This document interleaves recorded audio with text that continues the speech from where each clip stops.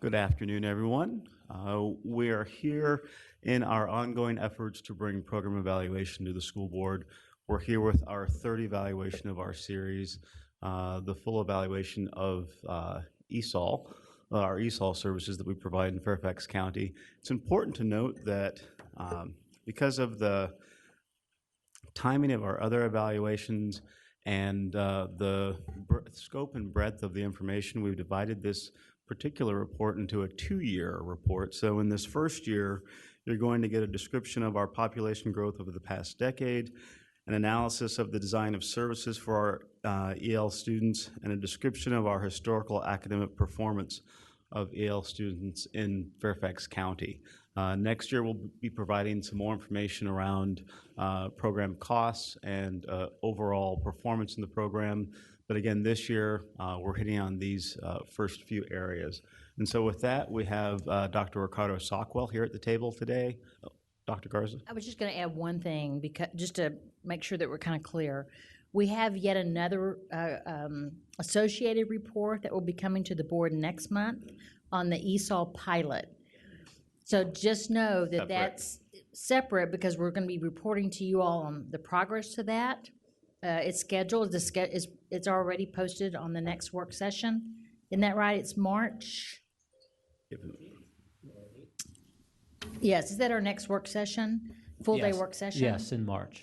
And we'll be reporting out on progress to that particular program and what our plans for the future are for that. So I just wanted to, I know that may be on some board members' minds. And as we continue to evaluate and look at our ESOL programs, that'll be folded in another time. So forgive me, Dr. Sockwell, for interrupting, but I just thought I'd add that context. Perfect. Since you've been already interrupted, let me interrupt a little further, a little more. I'm going to ask board members hold off on their questions until you are done with the presentation. But having said that, on slide number 2 at the bottom, it is stated that you will be providing some recommendations. Correct. From this study. Is it your intent to get a sense of the board, where the board is on your recommendations, so that we could better focus our attention to it? Yes, that is the intent. Okay, let's keep that in mind when we go to the recommendations, from the study. Staff will want to know where the board members stand on those recommendations. Okay. All right, thank you. And I'm also joined at the table by Rich Polio and Michelle Farrar. And Lydia is going to be speaking. Lydia Haruda will also be speaking shortly. And so we're a team in making this presentation to you today. In terms of the purpose of the presentation to the school board, there are several things that we want to accomplish. One is to present the major findings from this year 1 study of a 2-year study. As Mr. Smith said, we'll be coming back with a what I would consider a more enriched year 2 study. And then secondly, we want to describe the focus of this year 2 study. What are we going to do in year 2 that's different from what we are talking about for year 1? And then, but we also want to talk about the implications. Where are we so far? What do we think we know at this point from the year 1 study? And then last, provide some recommendations to both the superintendent and the school board as a result. So this study originates from multiple sources, and I think that's an important consideration here. One, there is, and you're probably aware of it, a big national discussion right now about how we educate EL students.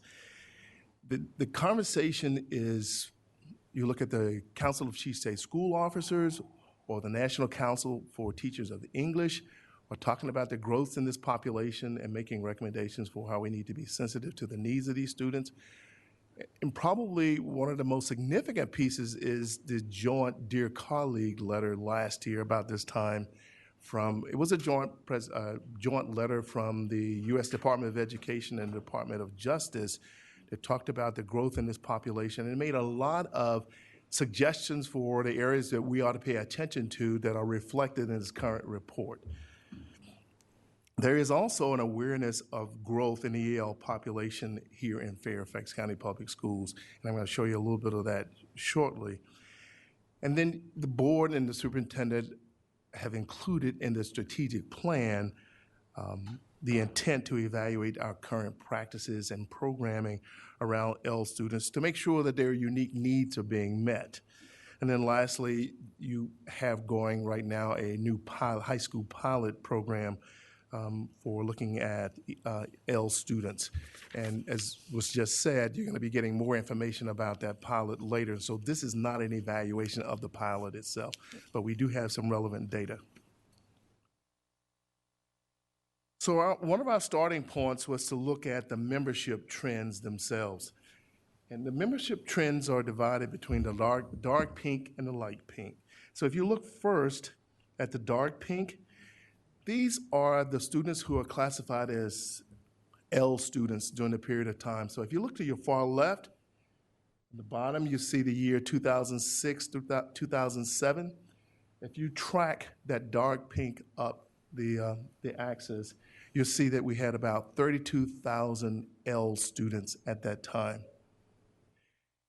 If you go all the way to the right, to the year 2014-15, we have about 36,000 students at that point, and so there's been some growth. And if you look almost in the middle, 2009-10, we peaked at about 39,000 L students. So we go from 32, 39 to 36,000 students in the school division. Now, what's the lighter pink? If you add into this, the light pink, those are students who were L students who reached proficiency. So between the dark pink and the top of the light pink on the left side, you have about 5,800 more students. So we've got a combination of L's and past L's being represented on this chart. I think it's important to look to the far right, though, that you can see, in addition to the 36,000 L students that we had in 14-15, add another 23,000 students to that. Those are students who were L students who became proficient over time. So when you look at those numbers together, you understand we have a very sizable population of L students. Here's a different way to think about it. Almost 1/3 of FCPS students are now L or former L students. That's how large this population is.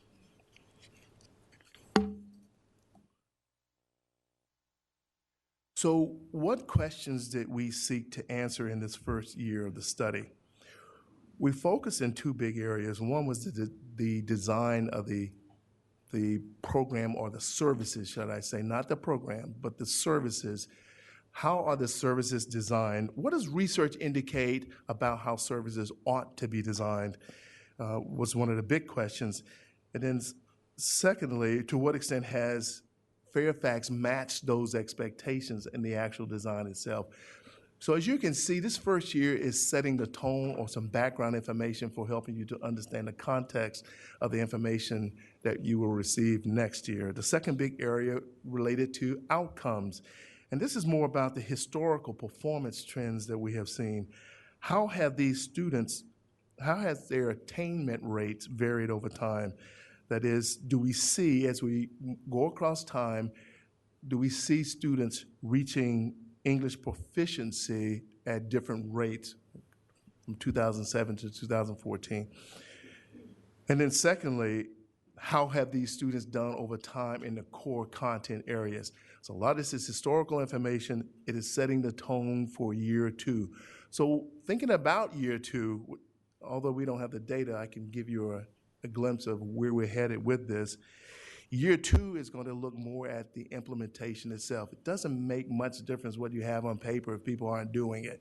And so we're going to be in conversations with schools to help determine what exactly are schools doing and to what extent are they doing the model as it's designed.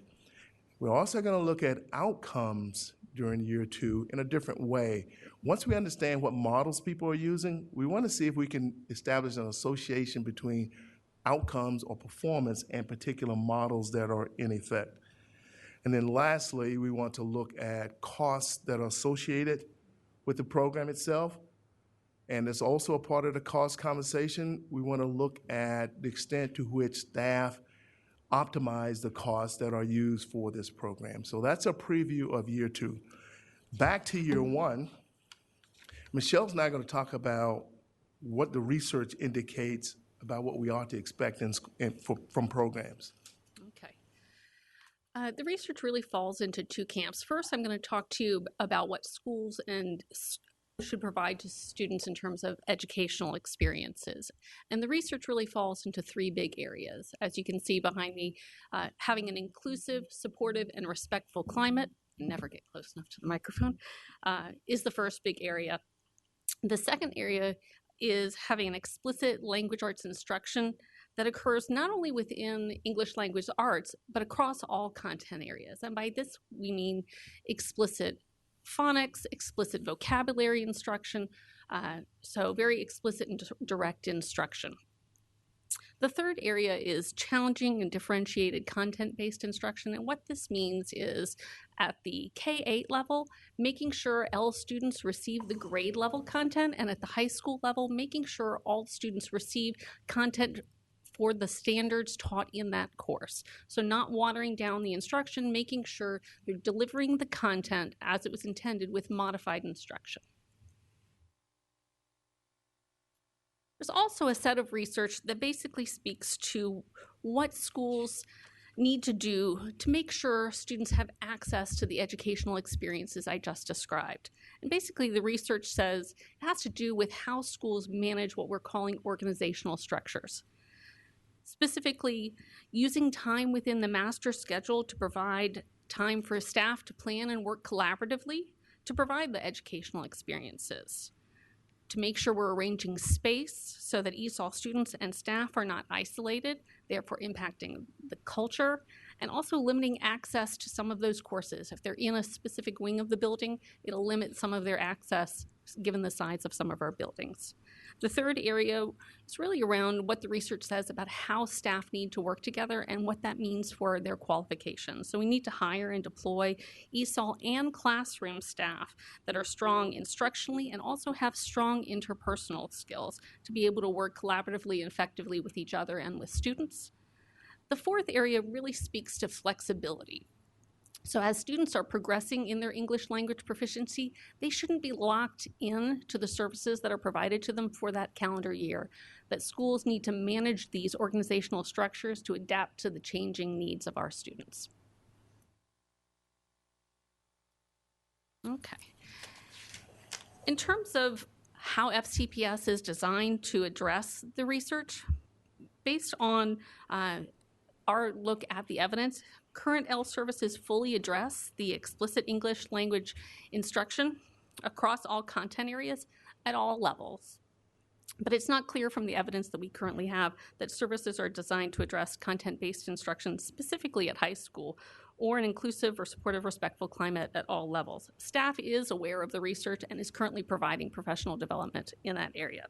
That awareness of research is reflected in FCPS's new high school ESOL pilot, which is designed to specifically address all three areas of the educational experiences for staff and also speaks to the organizational structures. The last area is really around our existing policies and regulations that may not be sufficient to maximize the use of time, space, and personnel structures for serving our students effectively. I'm going to transition over to some historical outcomes. The first area we're going to look at is the area of English language proficiency. So we wanted to look at how has the attainment of English language proficiency changed over the past decade. And what the data show is that a higher percentage of our L students are reaching English language proficiency in 5 years in the most recent 5 years as compared to the previous 5 years. So we're actually getting more students to English proficiency, even as membership has been growing. The data basically are divided up by the student's level of English proficiency. So for our level 1 students that are on the left to our level 5 students on the far right. The green bars represent the percent of students reaching English language proficiency in the past 5 years, and the blue are the previous 5 years. For most levels of English proficiency, the green bars are higher than the blue bars, so which give you a sense of the percents of our English language learners that are reaching proficiency. It does reflect the research trend that the lower you come in terms of your English language proficiency, it's harder to get them to proficiency in 5 years. So we're doing a better job in the most recent 5 years. We might just want to point out, level 1 is actually essentially no English at all. would you say, describe the levels? I had a board member ask me about the levels. So a level 1 is the beginning language proficiency. So students who have minimal use of English in reading, writing, listening, and speaking. So all levels are gauged on not just listening or not just speaking, but on reading, writing, listening, and speaking. So up to level 5, so it just goes progressively up the levels from level 1 being the least proficient to level 5 being most proficient. And in the state of Virginia and Fairfax County, we have level 6s who are no longer receiving ESOL services that are considered English proficient. And a student is level 6 for 2 years, for 6A and 6B years. And that's essentially for tracking purposes, is that correct? To make sure that they're maintaining Yes. proficiency? Exactly. So the levels help us to determine if students are making progress, and we can kind of go into more of that later. Okay. Oh. All good. Okay. The next area we're going to look at is some historic performance on content mastery. So we wanted to look at, just as we did with English language proficiency, what is the relation between the changes in the L population and their mastery of content. This chart specifically is looking at reading performance. And what we've found is that variations in their pass rates really changed more along with changes in the testing program than any relation with changes in L membership. So you can see that the dark blue line is the L pass rate over time. The light blue line is the division pass rate. And the red is the membership chart. And you can see that the blue lines really track with each other, and the peaks and valleys that are noted on the chart really are changes that the state and the feds made in the testing program. And although we do track with the division pass rate, the L pass rate is significantly lower than the overall division pass rate. One bit of good information we did find is that for students that actually have reached English proficiency, those that are most recently exited from services, those level 6 students that Rich just talked about, as well as level 10 students that have been out of the program for several years, their pass rates on these higher rigor reading SOL tests are similar to or higher than the division overall. So once we get them to English proficiency, they actually perform well and they can master content at very high rates.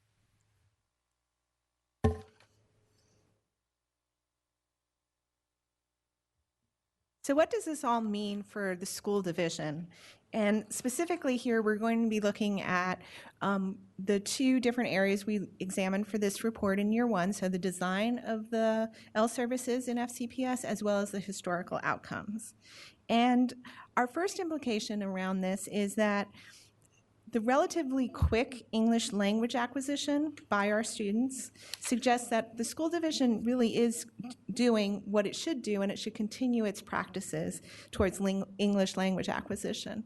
As Michelle mentioned, our students are learning English faster than they did previously, and once they do have that English language acquired, they're doing very well on the SOL tests. So both of those things indicate we're doing the right things when it comes to English language acquisition. The second implication is around providing more focus or a tighter tie between what research says around the other 2 experiences that students should have, the ones around a welcoming school culture as well as the differentiating and challenging content, and making sure that those are provided to all of our students. Now, as was mentioned previously, the L services that are provided to our students, the staff from the ESOL office is aware of these other 2, and they've taken some steps to provide that. They're, in the high school pilot program, they're doing it, as well as at the elementary levels and middle school levels, they're starting to do some of the parts as well. The critical thing here is not only for the ESOL office to expand these offerings, but also to make sure that when it comes to the welcoming environment, that and the content that's challenging for students, that this isn't just something that the ESOL program can handle. This is a broader issue that touches upon regular classroom teachers and the school as a whole providing these things for our L students. So I'll talk a little bit more about that in a little while, but that's something to keep in mind in terms of whether it's solely an ESOL issue or a broader issue for the school division. And then the third implication is around staffing models and that they may not be sufficient. Now, In year 2, we'll be taking a closer look at this, but research indicates that staffing in general drives the master schedule, and that in order for the time and space and personnel structures to be set up, we need to make sure that we have enough staff to allow for those master schedules to have the collaboration that you need for the classroom teachers and the ESOL teachers to collaborate around the different issues so they can best serve our L students. Another implication around this has to do with balance between strong instructional skills and interpersonal skills for the teachers and how critical that is. All of our instructional staff, as I mentioned, need to be able to work with the L students that they encounter. It's not just for ESOL teachers, but for all classroom teachers as well. And right now, our schools of education in this country really don't prepare teachers coming out to do those kinds of things and balance both the instructional and the interpersonal skills. They need the interpersonal skills to do the collaboration, and then they also need the interpersonal skills and the cultural competency to be able to interact with the students who are not necessarily versed in American culture and being able to relate to those students.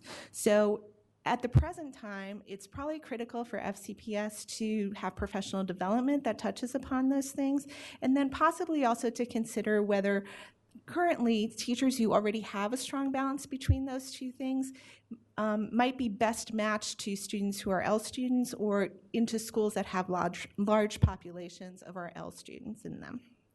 And then the final implication is around clearer centralized practices and stronger authority to ensure fidelity.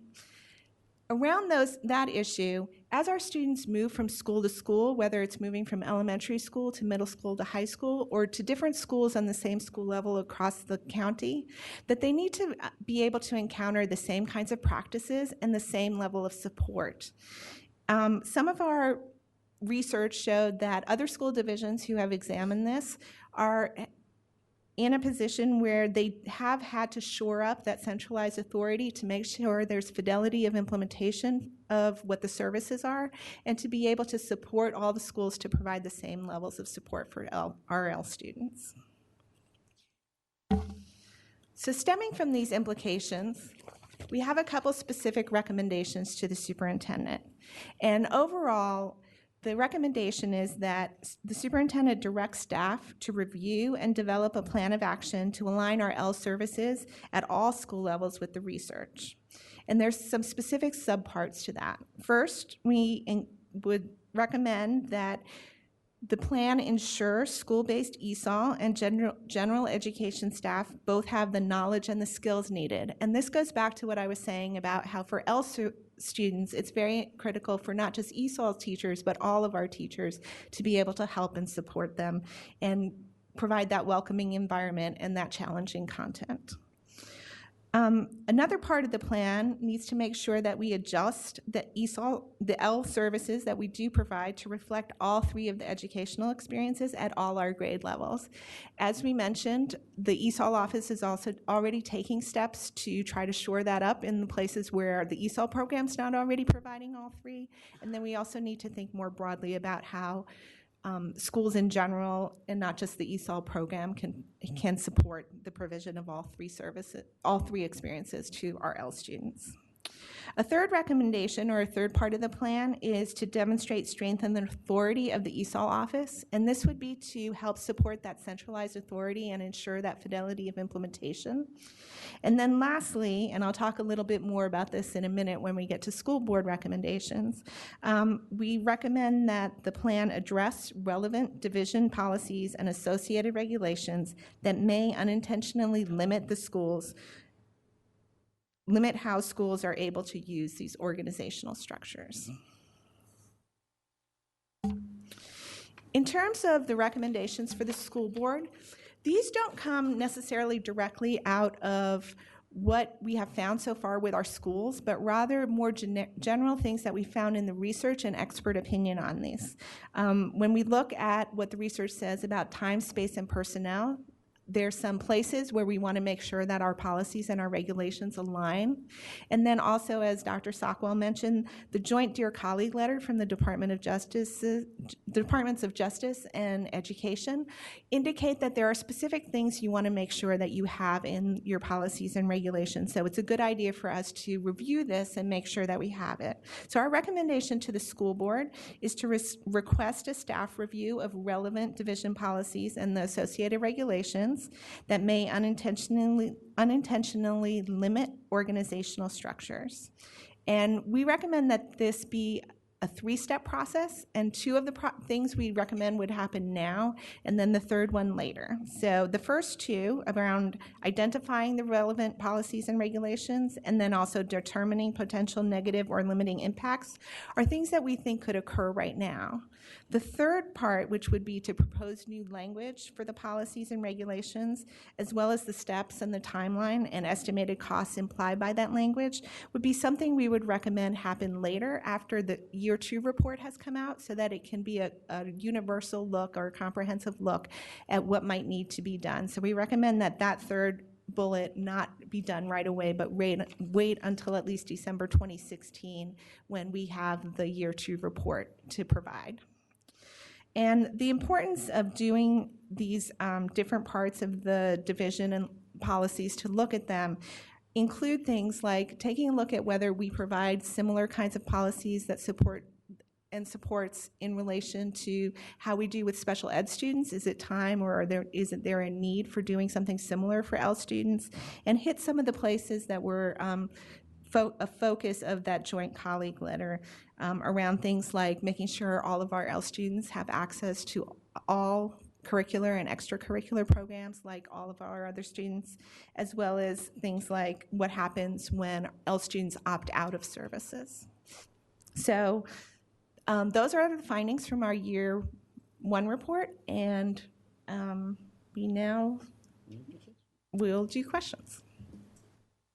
Okay, thank you. I'm going to start with Karen Corbett-Sanders, Mrs. McLaughlin, Mrs. Strauss, and Pat Hines. Thank you. I think this is a great report. I'm always intrigued with the evolution of this area of study, because it really is one of the fastest growing areas of policy, I think, just by virtue of the communities that we serve. I have just a couple of questions. The level on slide 9, you have level 5 services, and there seems to be that we've lost a little bit of ground there in level 5 between 2006 and 7 versus 2011 and 12. And I'm wondering if you want to give us some insight as to why that happened. Is it because there's just a larger pool, or is it because of changes in testing, or any ideas there? Do you want me to go through and ask everything at once, or do you want to just address that first? No, I think that, first of all, to be honest, I'd have to look at it, to look at the data a little bit more closely to know why there's a dip in our level 5 students there. For gaining proficiency, this is the number of students that are level 5 that then go on to become proficient once they're level 5. Right. The requirements, I know one thing we'd have to look at the data, but the requirements for gaining proficiency during this time frame between the 2 times has changed. So we've adopted the WIDA levels over the last 5 years, which is different from how we used to. For example, in 2006-07, as an ESOL teacher, I remember doing this in 2001.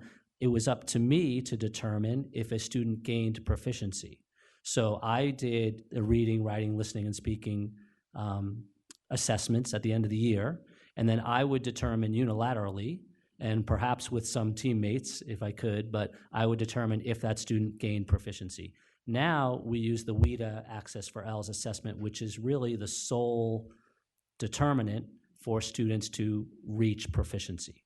So we're not exactly comparing apples to apples when you go with the 2006-07 data and the 2011-12.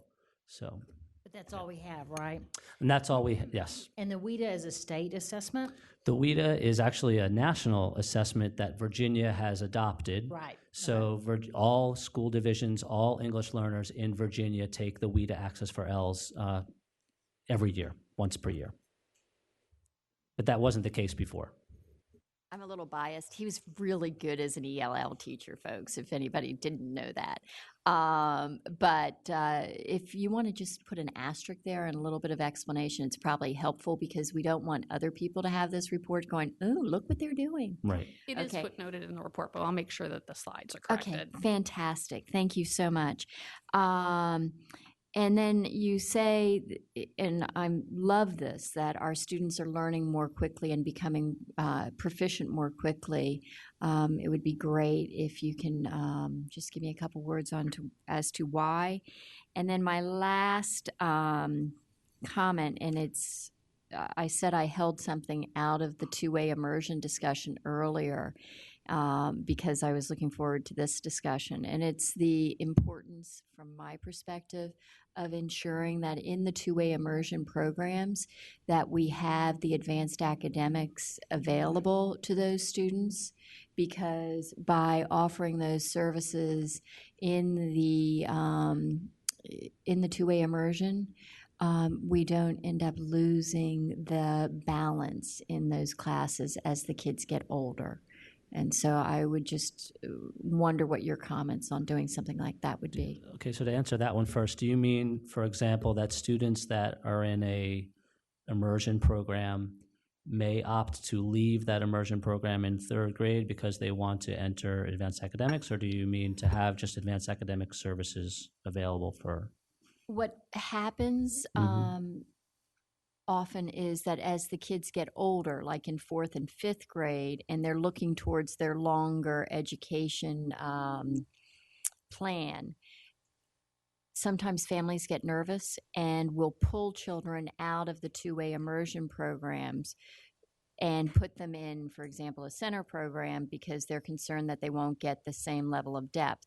And so then what happens is you upset the balance that is so critical in a two-way immersion program, which is a win-win for the English language learners as well as the students acquiring the targeted language. That is an issue in my view, because then at that level, we have two programs that begin to compete against one another. That's what I'm trying to address. And that does affect our attrition in the immersion programs as they get into the higher grades. You know, do I choose to continue with immersion? They may love immersion, but then their child qualifies for AAP Center, and that does affect our programs. It makes it more challenging, I think, for our principals too. They're trying to staff the schools and keep the program strong. But Karen, I think it's even more than that. It's more challenging for the ELL student who needs to have that advanced learning opportunity. That's what I was speaking to, the second part, how it affects our Because, ability of our principals to staff and keep those programs strong. well, Yeah. or that the kids end up not having a cohort because people leave. And so that's one of the things of just, noodle it a little bit. I'm obviously new to this, but it's something that I am concerned that we, just because you're an ELL student doesn't mean that you are not an advanced learner. Yeah, I agree. And remind me the first question. So in reaching proficiency faster, I think that's going to have to need some more study. This study shows that in Fairfax County that our students are reaching proficiency faster than the national average. However, so I'd like to think that's because of our instruction, that over time that students in Fairfax County, that English learners, when they come in as a level 1, that over time they're getting what they need for their language services. But that's going to take, I think, a little more in-depth look at exactly what we're doing. And I know that's part of the second part of the study. And do you think it's consistent across all of the county and all of the schools, or do you see best practices in certain schools over others? That's the question. I would be it'd be a I- challenge to say that all of our services are consistent across all schools. But I And that's think part of that the we're doing- reason why we asked for this study. And granted, I understand that's just part one because we've got a lot more work to do around ESOL. Of course, Rich, we're very, very happy to have Rich as our program director. We just think it's a good time for us to step back, develop what we think is the best practice, and make sure that it's being done with fidelity across the system. Because that will always exist with 197 schools unless we have very clearly stated standards for our program. Now, with regard to how fast someone demonstrates proficiency, and I'm sorry, I'm just interjecting, but I think it also depends, am I correct, Rich, to this question, when a student comes to us. For an example, if a student comes to us, an EL student comes to us as a kindergartner or a first grader, I think we have we can get there faster. I think the challenge is pretty great, and we're going to talk about this next month, when they enter high school at a level 1 and maybe have had interrupted schooling. Whole different set of challenges. So I think the speed to which they demonstrate proficiency can be different for different learners. Would you agree with that? I would definitely agree, and that shows in our data as well. So if you look at the percentage of students that meet WIDA progress targets, it's higher at the elementary level than it is at the middle and high school level. So each year it does, the older a student you are, it is more challenging to make that rapid progress in English proficiency. Okay, I have 4 additional board members on my list. Mrs. McLaughlin, to be followed by Mrs. Strauss and Ms. Hines and Ms. Evans. Before I ask Mrs. McLaughlin for questions, let me ask you this one first. When we say English proficiency, is there any correlation between that and so-called grade level reading or comprehension or writing? Actually, that's a very good question. I think we, in our office, we just started circulating around an article that was written by the WIDA consortium that tried to help define proficiency, because maybe different people have different ideas of what proficiency means. And so it really looked at, once a student starts to get to a level 4 or 5, that they might, we start to see about 50% of those students who are able to pass grade level exams. So for example, if you are a level 4 or 5, that we start to see nationally students, more than 50% of students being able to pass that grade level SOL. So it is for students that are level 6, that's how we would measure proficiency, that they're able to begin to achieve grade level mastery of material. So the higher proficiency levels is where you start to see students reach grade level. I guess the answer is 4, 5, and 6. Okay, thank you. Mrs. McLaughlin.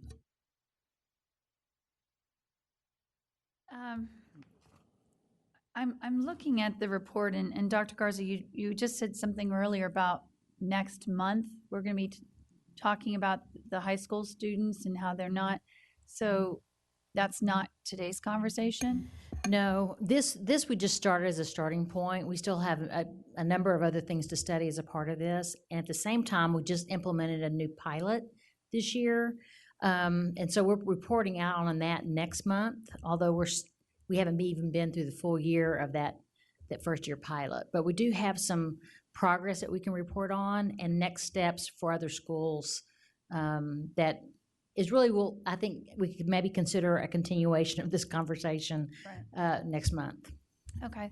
I guess at the macro level, what I'm struggling with a little bit with the presentation is that the report itself seems to have some pretty substantive data and stuff that I honestly think 12 board members working with you and your leadership team should be discussing. And when I look at the PowerPoint, honestly, it just feels like some bullet points that don't really speak to some of the more specifics. I mean, it's sort of lofty language, but honestly, I was hoping to understand, okay, here's what we found in our study, and here's how we're going to strategically start, changing what we're doing, or here's some of the concerns, like Ms. Corbett Sanders' question of how can we solve the dip. I mean, I know it was footnoted, but that's, if we weren't asking those questions, then we would either look at the PowerPoint and not really understand where we're going. And so that's just my macro level concern. We've got, PowerPoints serve a purpose, I think, for maybe the public or whatever, but in my mind, for our work to be meaningful for you, Dr. Garza, in the end, I feel like we need to be a little more pinpointed about what is the staff saying. So when you go to then page 20. I happen to agree with Yeah. Ms. McLaughlin, and I know y'all were trying to summarize this for this conversation. But when I read the report does have a lot more in it that maybe we should have included in the PowerPoint. Now, I take the responsibility for this. They were scheduled to present at leadership team where we give this kind of feedback, and it was canceled due to the snow. It was one of our snow days. Okay. So they haven't had the benefit of some of these kinds of questions for the benefit of their PowerPoint. So I would encourage board members, if you haven't read the longer report, it does have a lot more of what were the findings and what does this mean kind of a conversation. So I agree with you, Megan. No, I appreciate that, and I also appreciate what the snow has done to everybody's, collaborative work. On page 20, there's 5 implications, and page 20 has the final 2. Ensuring a balance between strong instructional skills and interpersonal skills, blah, blah, blah. And then the second one was clear, centralized practices and stronger authority to ensure fidelity to expectations. Again, not for today, there's just simply not enough time, but I mean, just reading those 2 things alone, honestly, I read them and went, that can mean a whole lot of things. And it could be a whole lot of things in terms of what we're going to do operationally.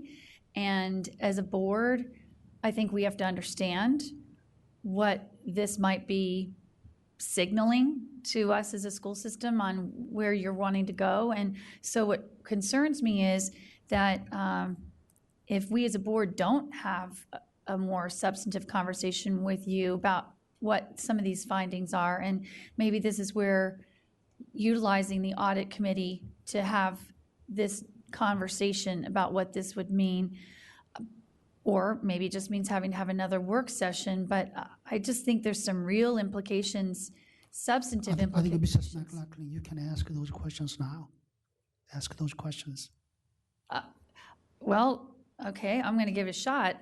I'm looking at those final 2 implications. Tell me what they actually mean. Well, operationally, what would change based on that, on those 2 implications? What would we see changing? See, I don't think that's fair to put the staff on the spot for that. So you're welcome to say, let us get back to you if you want to, but I think just trying to answer those 2 alone.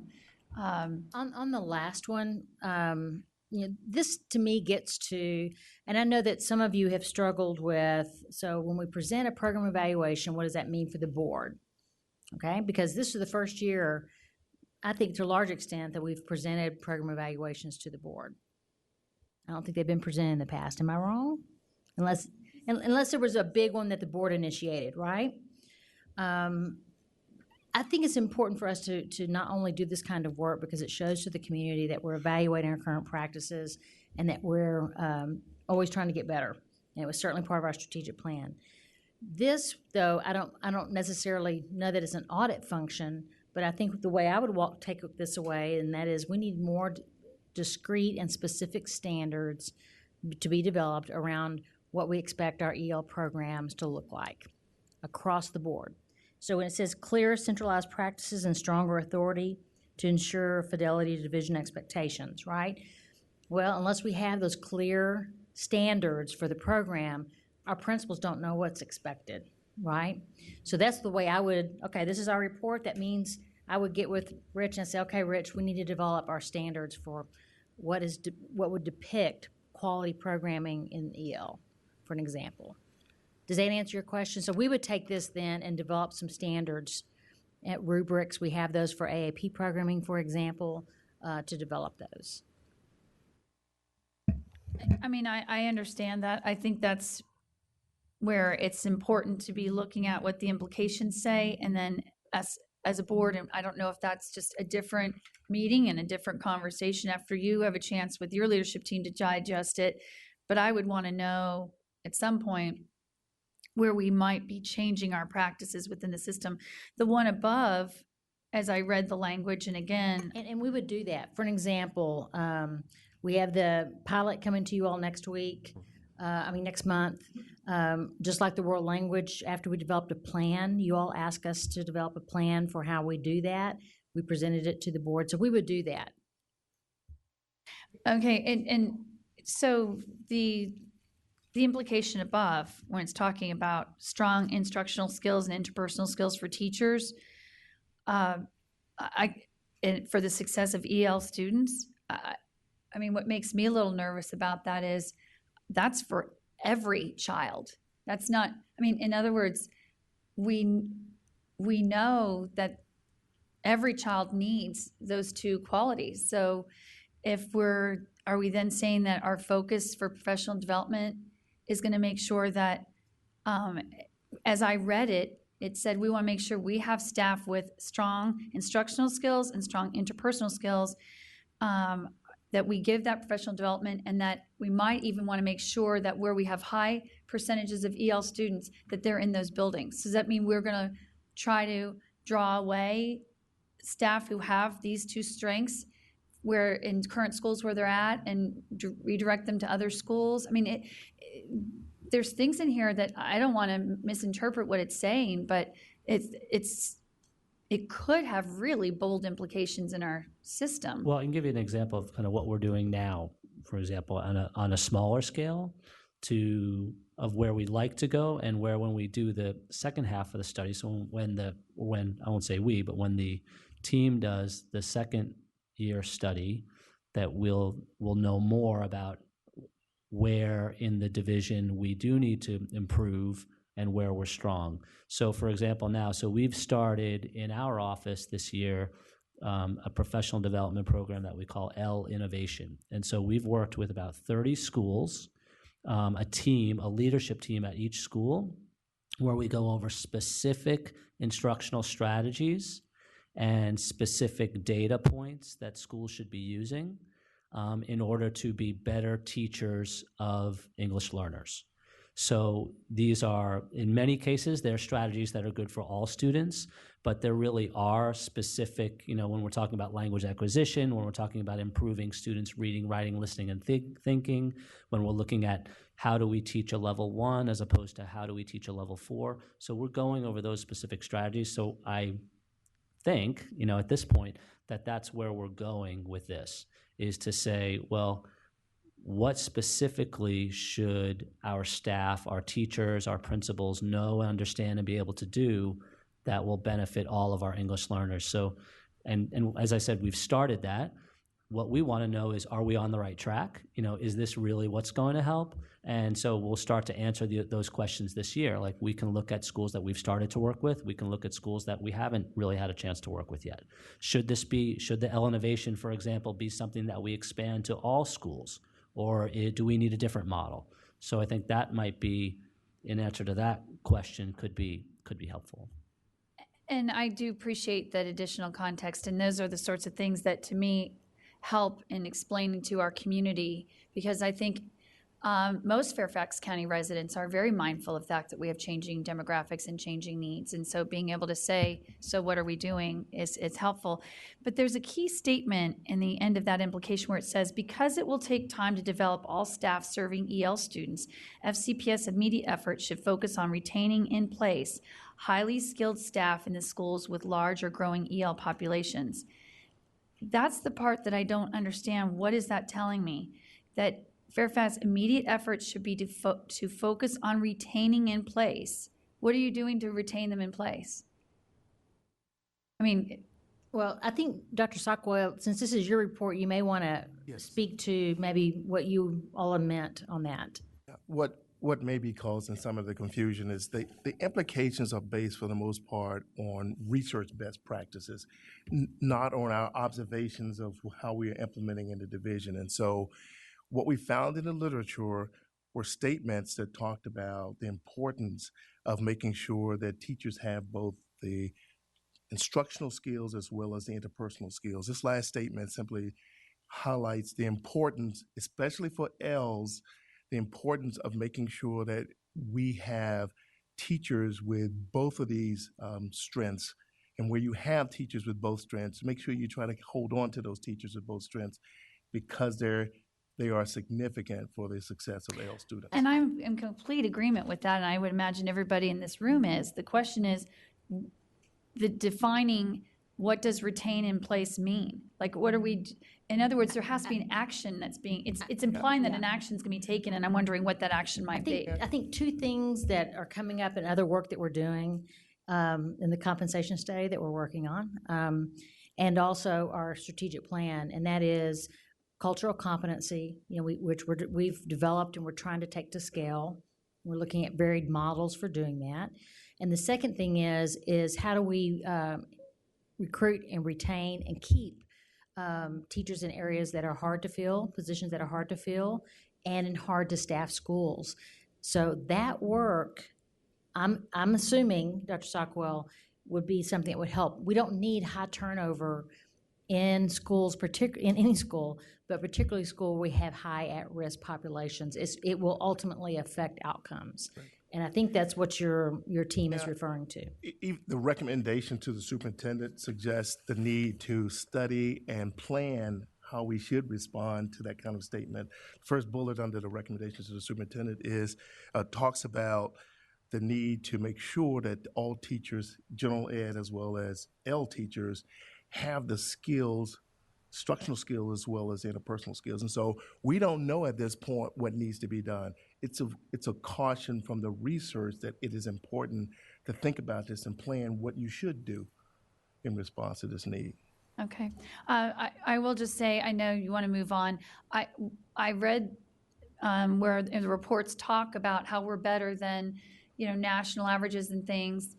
But again, it's not in the PowerPoint, and actually in the report itself, unless I'm missing an appendix somewhere, I'm not seeing the data that actually shows, here's FCPS, and then here were the school divisions we studied. Like, it references it in a statement, but it's not there. So, I mean, I again would welcome that if it's a matter of LT hasn't had a chance to kind of vet this a little bit, I will say that for me, I am far more comfortable when I can see the data, not just be told in a statement that we're doing better. I agree with you. I think that was, Rich, what you added, but I think it does need to be added to the evaluation. Okay, thank you. I have Mr. Strauss, Ms. Hines, Ms. Evans, Mr. Kofax, and Mr. Schultz. And let's go back. Okay, thank you. Actually, it's my understanding what you're laying out here is returning to most recent research and best practice. We're laying out sort of the foundational benchmarks of what we're going to be looking for in our own programs to evaluate them against what current research is saying appears to bring the most successful model for ELS, right? Correct. Yes, okay. So this isn't an evaluation of our own program. We do have some research in here, some data on our own program, but you are really establishing the benchmark of then what you're going to use as the ruler against which to see how well we are doing against these indicators. Yes, for year two. Yes. Right, for year two. And what is interesting, and again to your point, Dr. Garza, we have done other reports on ESOL, but they have been different. The metrics or the benchmark is different, and I have a feeling it's going to be more important. I remember when the state adopted WIDA, and most often what we would look at in our ESOL program was, yes, the proficiency levels. We were using different tools to assess, and No Child Left Behind. It was all very different. But what I see that is interesting is The time, place, and the relationship with the teachers. In other words, you are using more than just a test to evaluate the program itself. You're looking more at some of the other pieces in the delivery of the program, correct? I mean, that's what I'm seeing. That's correct. We're going to be looking at what teachers are actually doing Exactly. around implementation.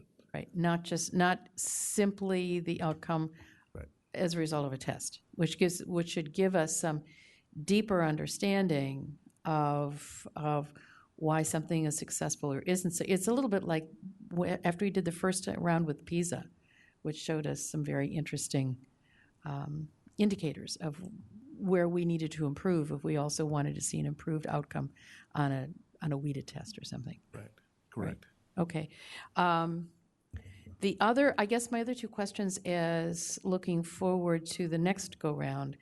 We know that in past looking at ESOL, tremendous difference, and you've already acknowledged at what grade level the kids come to us at a level 1. If it's kindergarten, first grade, we always know, and if they stay with us, the kids do quite well. And you showed a previous graph that once they are at level 5 and beyond, there are times when they actually outperform everybody else. But we also know that kids who come to us in poverty and remain in poverty, and their family just continues to struggle, that also has an impact.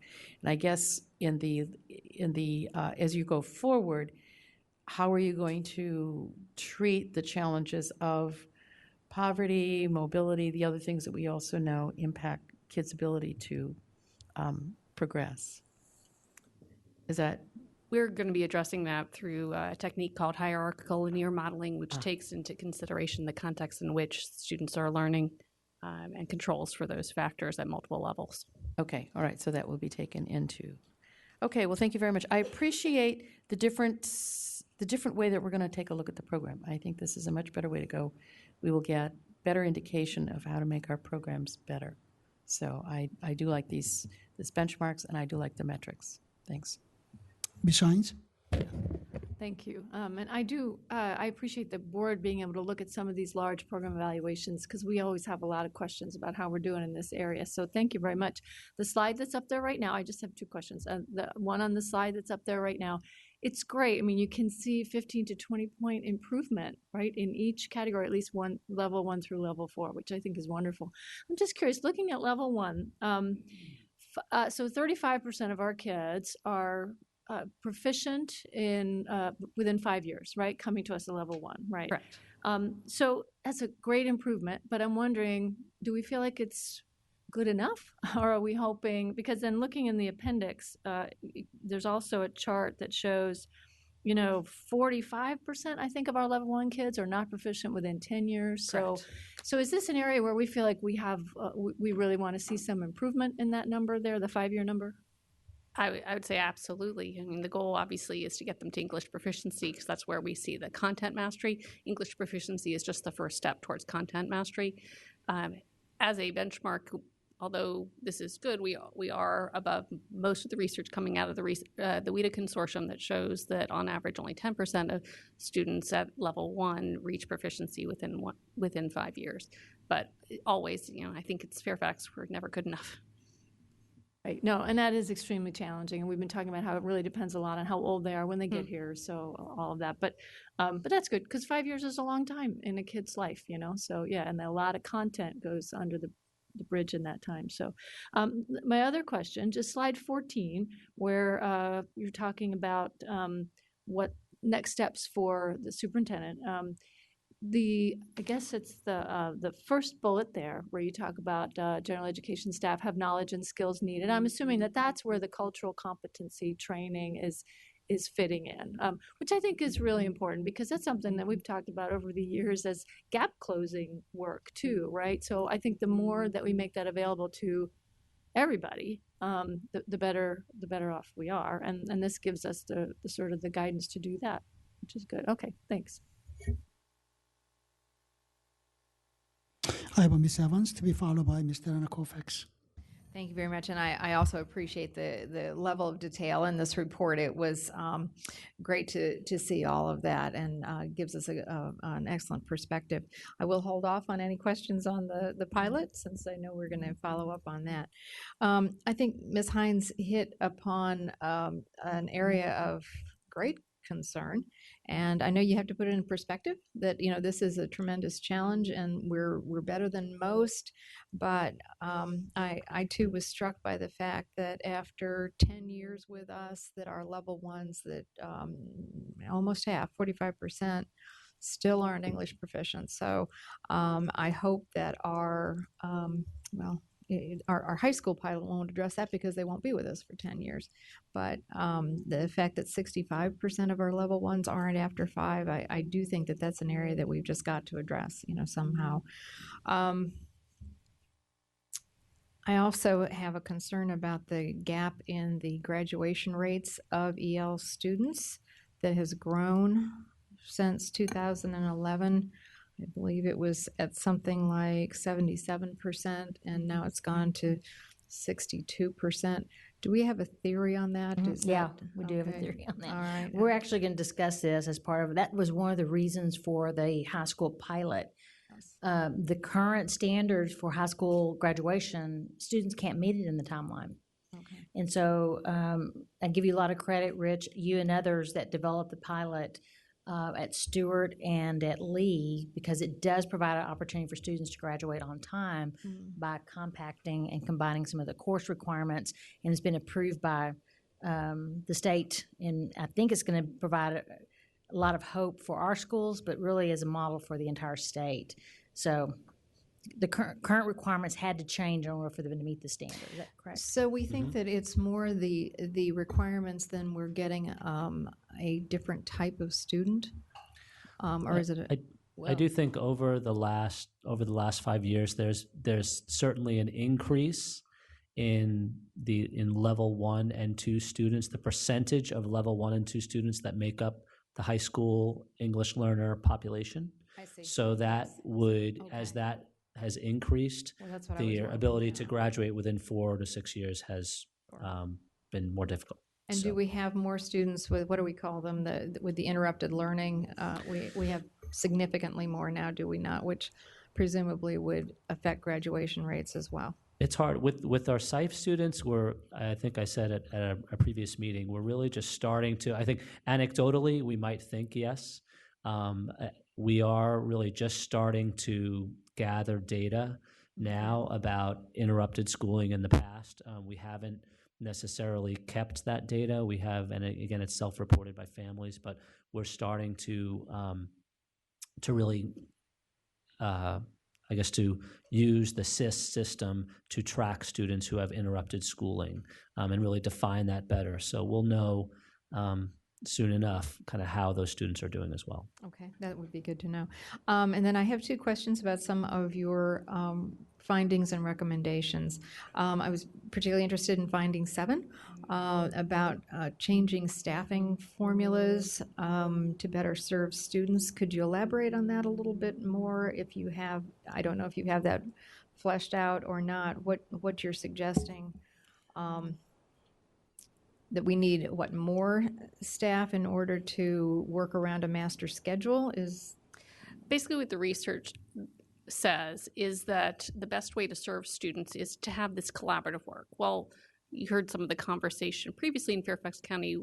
The schedules are so tight with the planning time, it's hard for staff to find that time to plan, co-teach, or work collaboratively. And the master schedule is primarily driven by staffing formulas within the budget document.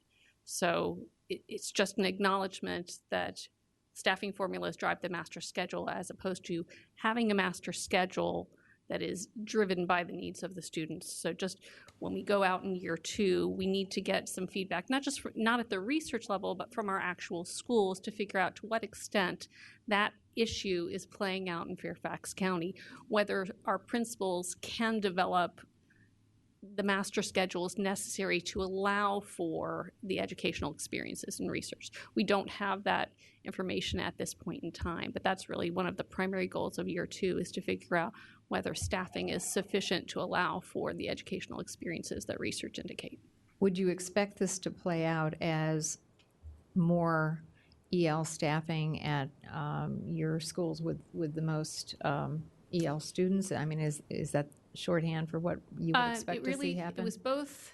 The research from Great City Schools and Boston Public Schools indicated that staffing was not just L staffing, but classroom staff, making sure that there were enough staff available. But obviously, you would think it would play out more in the schools that have the greater population. Okay. And then as far as bringing the most experienced teachers into the schools that have the greatest needs and the highest numbers of EL students, and I would say also the schools that have the most level 1, since clearly that's our greatest challenge. I certainly agree with you on that we need to bring our most experienced teachers into those schools. Do you have suggestions at this point on how to accomplish that? There's some research that I think a group of staff may want to consider that other effective school systems have tried, but there are a variety of different strategies. Some have actually had contracts where they could move teachers or retain them for 2-year contracts in place, but it really depends on the context for Fairfax County and to the extent that we need it. But that's really just for, I think, staff's consideration. Yeah. And the flip side of that is just really quality professional development. So it's ensuring that we're not saying that, oh, well, Rich Polio is the only teacher that's going to be good for this school or these students, that we're giving professional development to all of our teachers, all of our ESOL teachers and all of our classroom teachers and content teachers, that will spread, so we ensure that kind of raise all boats. So I think that's important. That's the flip side of that. It's not just trying to maneuver our best teachers, but it's also just raising the abilities of all of our teachers. Okay. And that's certainly on our that's in the plan. That's the goal. Yep. Dr. Garza, did I see you starting to make a comment? That was a requirement as part of our compensation study, is at the end of the process, our consultant they're expected to bring us recommendations for what kinds of differentiated compensation works in other parts of the country. You remember they already reported to you that there was none in surrounding jurisdictions, but they're looking throughout the nation. Okay, thank you. And then lastly, if I'm reading your numbers correctly, is it right that Fairfax County has more than a third of the EL students in the state of Virginia? That is correct. So that's something to make note of. Okay, I have Ms. Darren Colfax next, but before I go to her, I just want to note one thing that until very recently, I used to think when we talk about EL students having their education interrupted, maybe their education was interrupted in their countries of origin, but actually that happens here in the US. This particular students I met, now a grown up, was after elementary school here in the US for family reason, all education was suspended. So we have those students here. Mr. Kovacs. Thank you, Mr. Moon, and thank you for that point. I think it's very important to note that as well, because I see that in many of my schools, their mobility rates are high, and it's impactful of the overall success of the school when you look by the numbers. I'm not saying that's the only way we look, but it definitely is impactful. So thank you all for this very informative report. I really appreciate it. I guess in response to some of my colleagues' questions and comments, and I think it's evident, I'm just really grateful for this report because the Yale population has had large implications for our system. And I think some of the areas, Ms. Evans, Ms. Corbett-Sanders, we have seen those more and more rapidly than some of the other areas, the other districts in the area.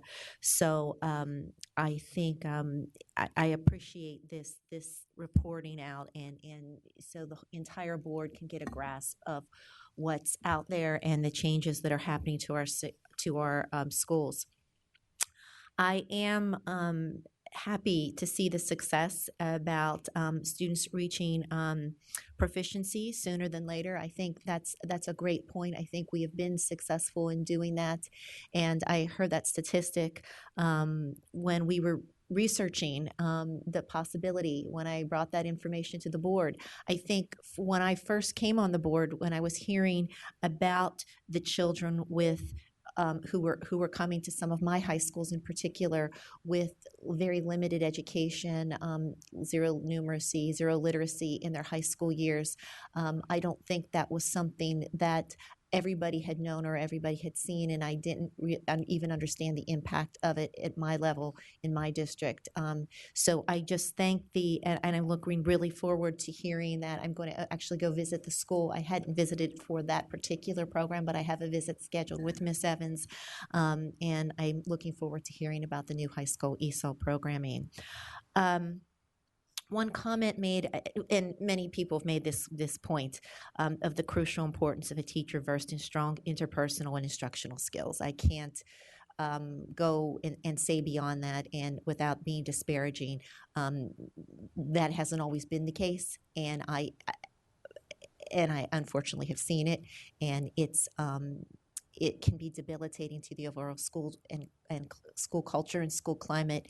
But I think for the most part, that has been less prevalent than the opposite, which is a strong cohort of teachers who enjoy and love and want this. And as I know, I've said this to Dr. Garza, and I'll just say it out loud for the record, what I always am concerned about when we talk about different compensation models, I want the right people for that job, not just people who want more compensation, because it is crucial that we get the right personalities and we get the right people in those jobs, and they're doing it for the right reasons.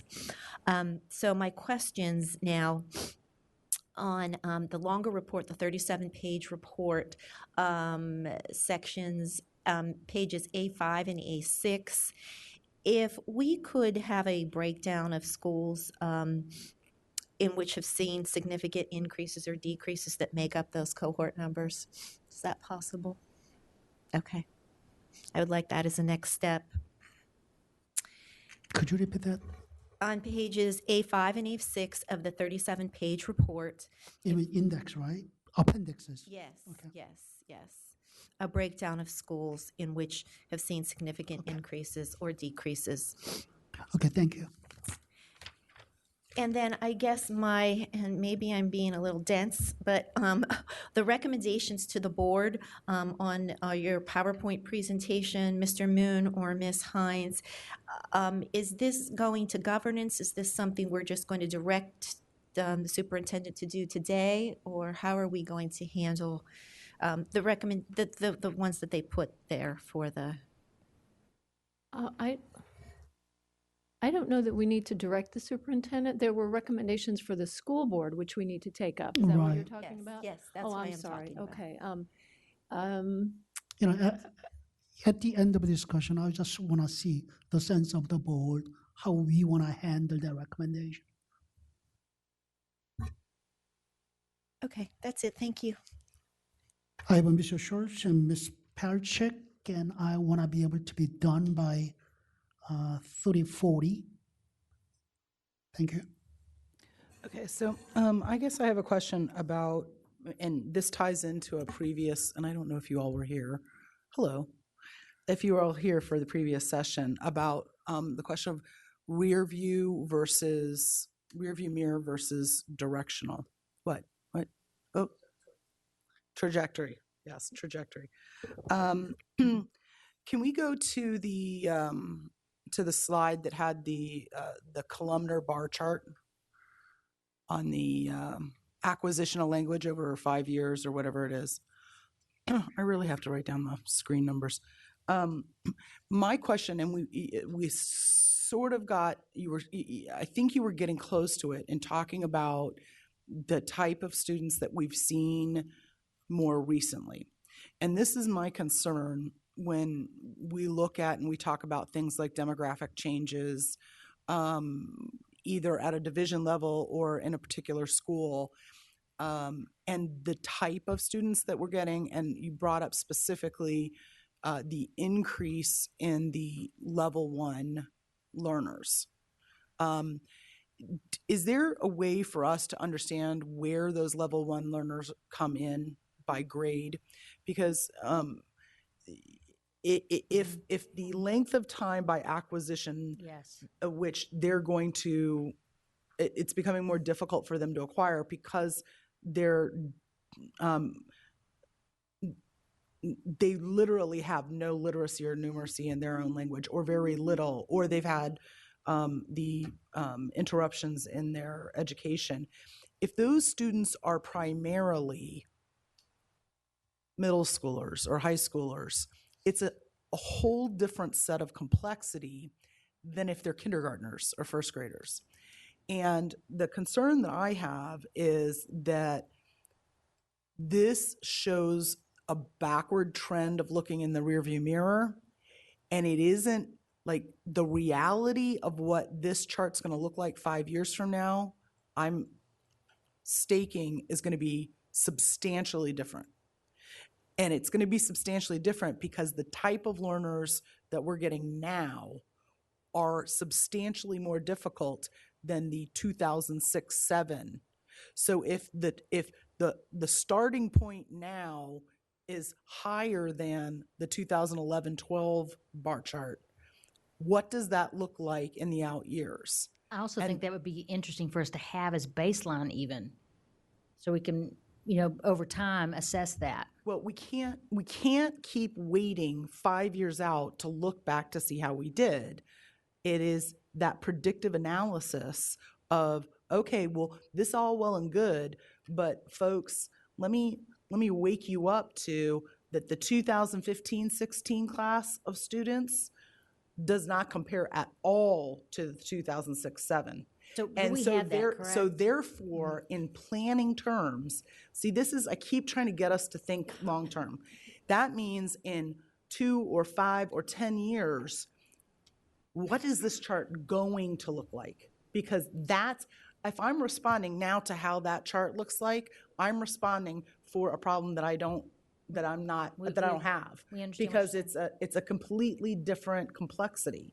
So the out year projection becomes far more important based on more recent data.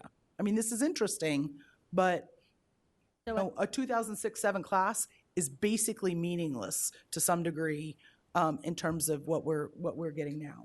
So Rich, you do have that, correct? Well, we have by maybe level 1, level 2. We have, well, sure. So if the request would be for, and I think this would be very important, if we had by grade level the levels of students. So we certainly have by each grade level how many level 1s, how many level 2s, how many level 3s. We have entry dates for students. So that's what I'm going by with what I said earlier in terms of there's a greater percentage, and again, I don't have the exact percentage, but there's a greater percentage of level 1 and 2 ninth graders, for example, that make up the entire L cohort than there were in 2006-07.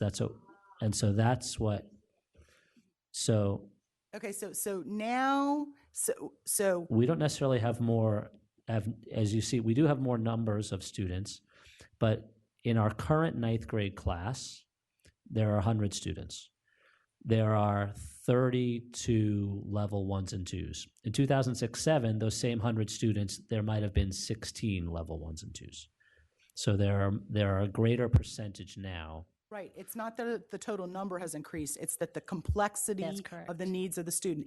And that's why it's important.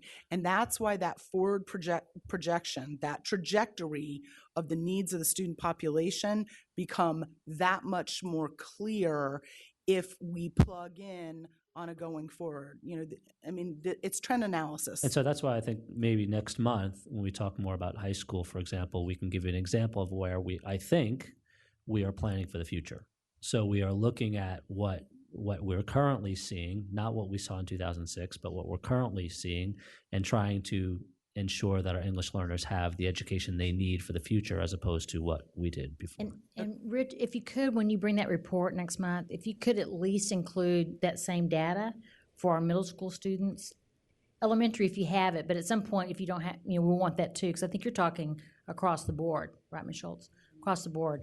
But next month, I think even having the middle school numbers at our disposal, because I think that's going to be a natural evolution of that conversation. By grade, by level, yeah. Yes, ma'am. Sure. Yes, we sir. could The break- we could reason, bring that. and just to get this down to brass tacks, why this is important with my colleagues, we may be doing things right now because we may have middle and high school students, 7th, 8th, and 9th grade that have intense ELL needs. And so we may be ramping up and delivering programs over the next couple of years to get them through graduation, that if the predictive analysis is that the rest of the students are on the younger end and that the number isn't going up, but the intensity is, that means the next set of programs, we can't keep delivering the same program in just a couple of years because those students will have matriculated, God willing, and now we have a different set of circumstances, which is students have pushed through potentially and acquired English language because they came in, those are the younger kids, and we're not escalating at the same range. So now you're changing programs. Now you're delivering not just the same programs year after year, you are now altering your policy and your programs to meet the needs. So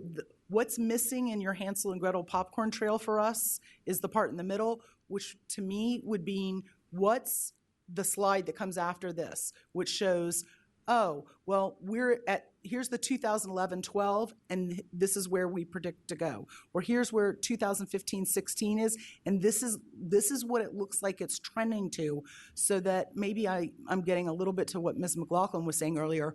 What is next? What is next? Money, facilities, distribution of resources, professional development, budgeting, working with the state. Now you're talking about dovetailing what's happened, what is happening, what's going to happen with what we're supposed to do in I know this sounds crazy, but in advance instead of a reactionary. Be proactive. That's what I need as a board member. So that's one.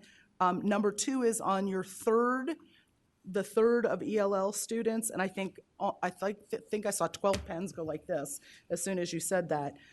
There has to be a dialogue, an LCI dialogue around data points like 1/3 of the Commonwealth's ELL students are in one county.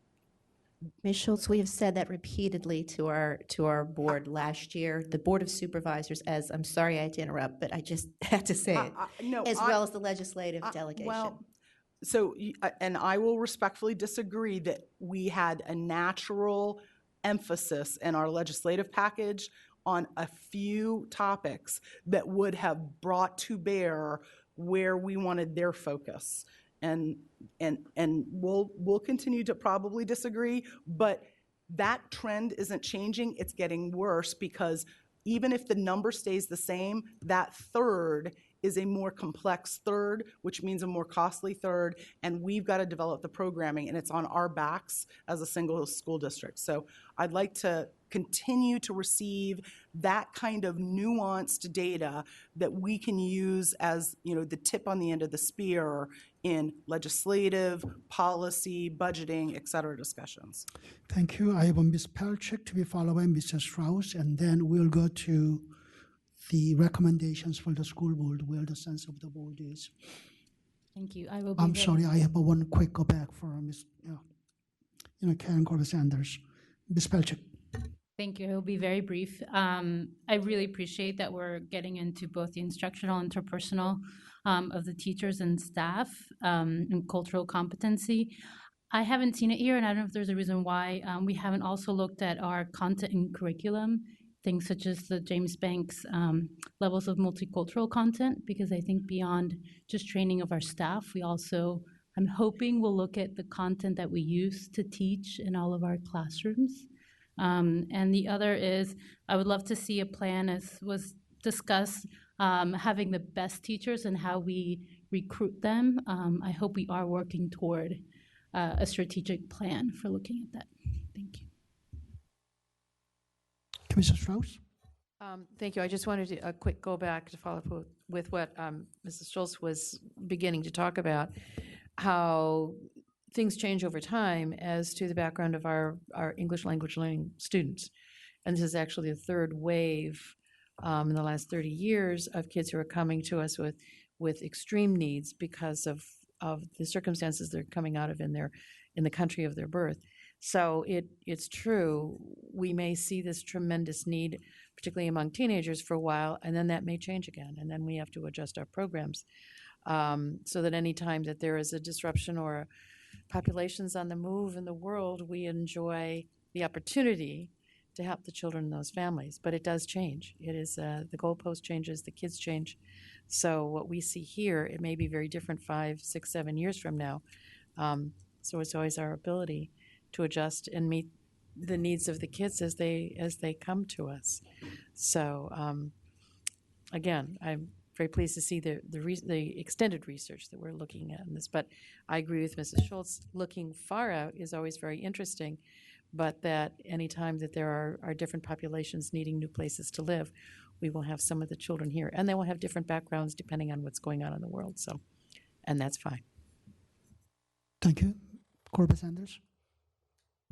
I'll make this real quick. When we were talking about the fidelity of implementation, one of the things that I would be very interested in is understanding how we, I think it's great that we're going to start developing some metrics for assessment. But one of the challenges on fidelity of implementation in a school system this large is that we get great metrics, but we don't necessarily have at each individual school the implementation. And so I welcome what you're doing, and I hope that if we can prove it to be successful in ELL, we can see that fidelity of implementation discipline in some of the other areas where there are some concerns, which I've expressed in the past. And then the second is on the, I want to piggyback on what Ms. Derenak-Kovacs and what Ms. Schultz have asked as far as the data, so that when you're looking at that breakout of data being middle school and high school, especially for the level 1 and level 2, if you could just please make sure that you also do it on a geographic basis as to where those kids are, because I think I have an idea where we can find them. Okay, thank you so much. If you could put up slide number 15, which are recommendations for the school board, I want to see where we may be. It's a requesting a staff review of relevant division policies and regulations in 3 areas, basically. Anybody wants to comment on it? May I comment on Yes, that? please.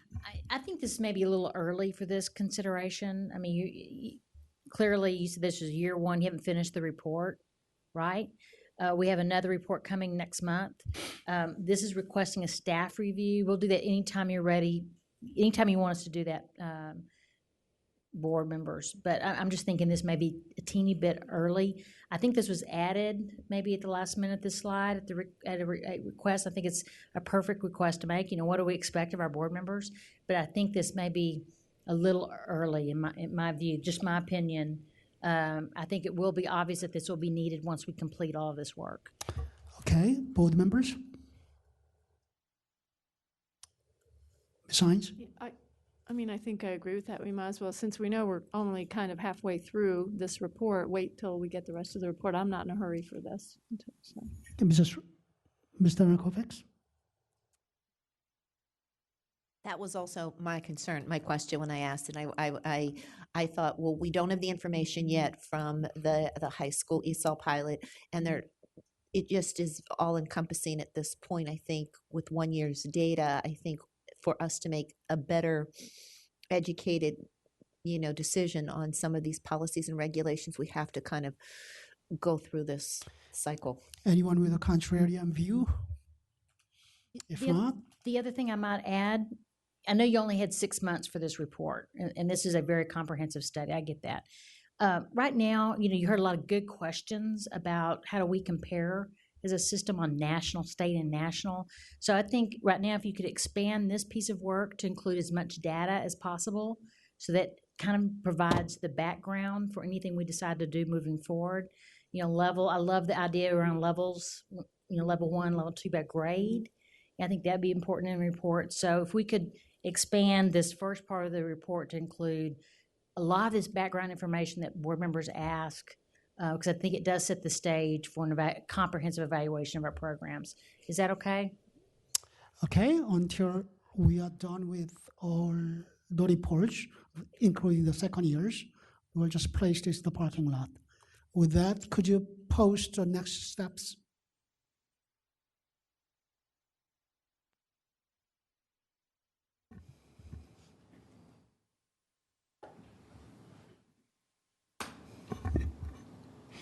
Okay, I think first bullet could be deleted.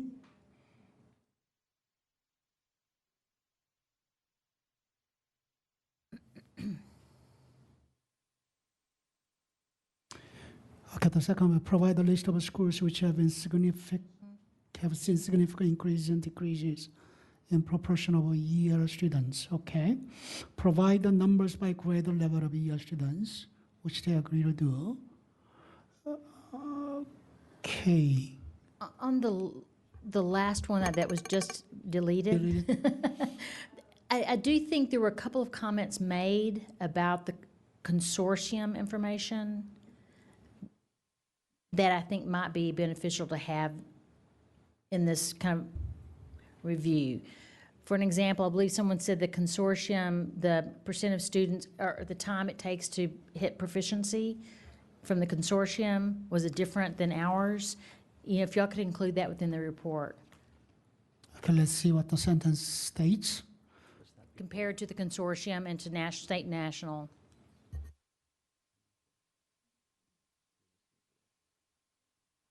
Are you typing? Yeah. Mrs. Strauss? I have a question on the first one. It says, what changes would we make? Won't that be part of the, That should be deleted. First bullet should be yeah, deleted. because this is just a benchmark baseline, and the changes will come in the subsequent reports. Thanks. So what's the last one again? Is it, do we have these for?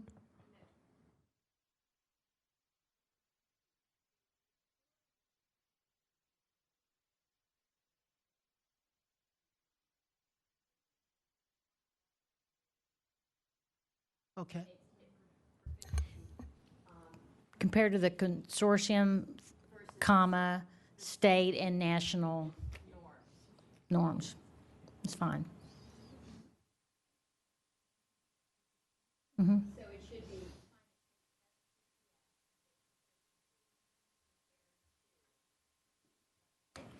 Compared to consortium, state, and national data. Yes, attain. Do you think that's better, Rich, than hit? Good. Okay, are we missing anything from next steps? I was going to comment to board members, there's a great new ed leadership that came out. I read it over the weekend. February 2016. It's an ASCD publication. We can order these if any board member has a particular keen interest in ELL. So if you'll just email us and let us know, or let Eileen know. Raise your hand if you want to have a copy of that ER magazines. Okay, if you could get a copy each We'll for do that all then. board members. Okay, thank you so much. With that, this portion, thank you, staff, for the presentation and Q&A, your portion. And so we'll take a 2-minute break.